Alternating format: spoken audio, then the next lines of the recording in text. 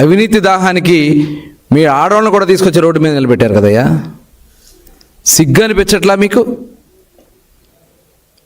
ఇంత పేదల సొమ్ముని దోచుకోవడానికి మీకు సిగ్గు అనిపించట్లా?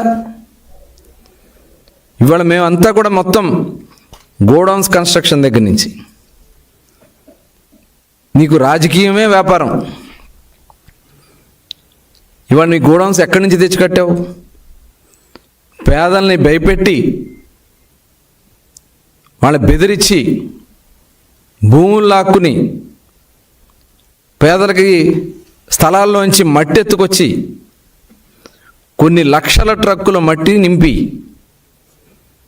దాని మీద అవినీతి గోడౌన్స్ కట్టుకుని అవినీతి గోడౌన్స్లో పెట్టిన బియ్యాన్ని అమ్ముకుని ఇవాళ పేద ప్రజలను మోసం చేసింది వాస్తవమా కాదా? అన్నిటికీ సమాధానం చెప్తావు కదా నువ్వు. ఇవాళ ఇది జరిగిన దానికి ఎందుకు నువ్వు సమాధానం చెప్పట్లేదని చెప్పి నేను అడుగుతా ఉన్నా. ఇవాళ మీరు చేసినటువంటి మొత్తం బియ్యం స్కామ్ మొత్తం కూడా, రేషన్ బియ్యం స్కామ్ ఒక పక్కన, ఇవాళ చట్టపరంగా మీ మీద ఎలాంటి చర్యలు తీసుకోవాలనే దాని మీద మొత్తం కూడా జరుగుతూ ఉంది. నిజంగా ఎంత దుర్మార్గం అంటే, గతంలో అక్కడ సిడబ్ల్యూసి గోడౌన్స్ ఉన్నాయి, 40,000 టన్నుల కెపాసిటీ ఉన్నటువంటి సిడబ్ల్యూసి గోడౌన్స్ ఉంటే అందులో ఒక గింజ బియ్యం కూడా పెట్టనకుండా ఆపేసి దాదాపు 300 మంది పొట్ట కొట్టింది వాస్తవం కదా నువ్వు? ఇవాళ వాళ్ళు పండగ చేసుకుంటా ఉన్నారు. ఇవాళ అదే ఆ సిడబ్ల్యూసి గోడౌన్స్, చిలకలపూడి గోడౌన్స్ సంబంధించినటువంటి ఆ పేద కార్మికులు వచ్చి స్వీట్లు పంచుతూ ఉన్నారు. 5 ఏళ్ళు వాళ్ళని పొట్టగొట్టావు కదా. అలాగే కరగ్రహారం గోడౌన్స్లో పని లేకుండా చేసావు కదా. మొత్తం ప్రభుత్వం నుంచి ఏదైతే సివిల్ సప్లైస్ నుంచి వచ్చే బియ్యం మొత్తం కూడా నీ గోడౌన్స్లో పెట్టుకుని ఆ గోడౌన్స్ ద్వారా విపరీతంగా దోచుకుని ఇప్పుడు మొత్తం స్కామ్ అంతా కూడా బయటపడింది. ఇంకా చాలా ఉంది దీని వెనక. మొత్తం కన్స్ట్రక్షన్ దగ్గర నుంచే ఒక అవినీతి మీద కట్టినటువంటి గోడౌన్ అది. అవినీతి కార్యకలాపాలకి నిలయంగా ఆ గోడౌన్ని పెట్టుకున్నావు. ఇవాళ భయపడి మొత్తం కుటుంబం మొత్తం కూడా ఊరొదిలి పారిపోయి నిన్నొచ్చి పరామర్శలు, దొంగగా పరామర్శలు.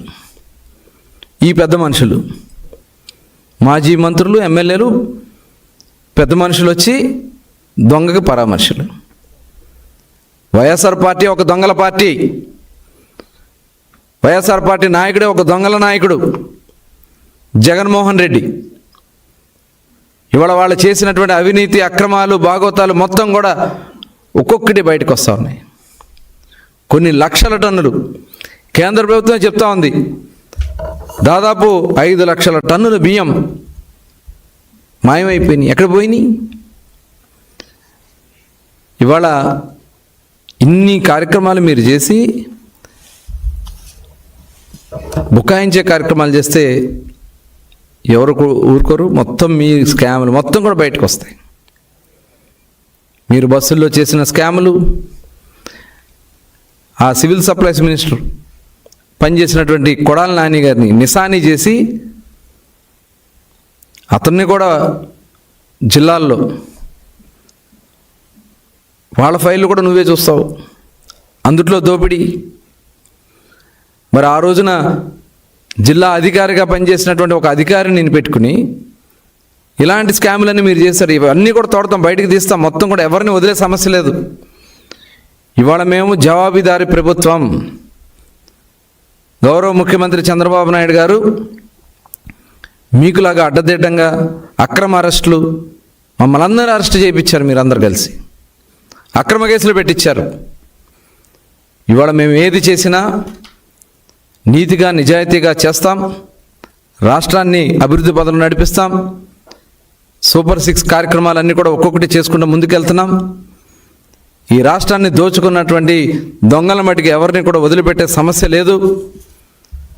మీరు ఎక్కడ దాక్కున్నా మిమ్మల్ని ఎవరిని కూడా వదిలే సమస్య లేదని మరొకసారి తెలియజేస్తా ఉన్నా. తరలించేశారు బియ్యాలని మొత్తం కూడా, మొత్తం అవినీతిమయం చేశారు. కింద నుంచి పేదలకి చెందాల్సినటువంటి బియ్యం